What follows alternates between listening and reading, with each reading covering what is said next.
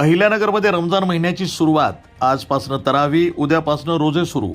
मुस्लिम समाजाचा पवित्र रमजान महिना सुरू झाल्याची अधिकृत घोषणा बुधवार दिनांक 18 फेब्रुवारी रोजी करण्यात आली.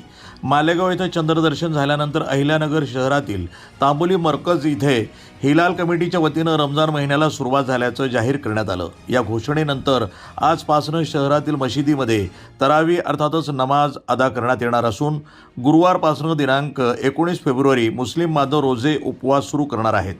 रमजान महिना मुस्लिम समाजासाठी अत्यंत पवित्र मानला जातो. या काळामध्ये मुस्लिम बांधव उपवास, नमाज, कुराण पठण आणि दानधर्म यांना विशेष महत्त्व देतात. तांबोली मरकज इथं झालेल्या बैठकीमध्ये हाजी अब्दुल सलाम, मौलाना रियाज, हाजी नजीर, इरफान हाजी साहब, हाजी मंसूर शेख, हुसेन सेठ ट्रान्सपूरवाले, कारी शादाब, हाफिज अफजल, मुफ्ती सलीम, अंजुमुल्ला, शकील कुरेशी, अब्दुल पटवेकर, ओसामा तांबोली यांच्यासह मुस्लिम समाजातील धर्मगुरू आणि नागरिक मोठ्या संख्येनं उपस्थित होते.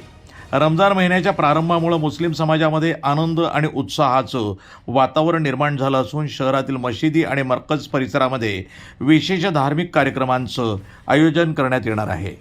वृत्तसंपादन विभाग, न्यूज टुडे 24, अहिल्यानगर.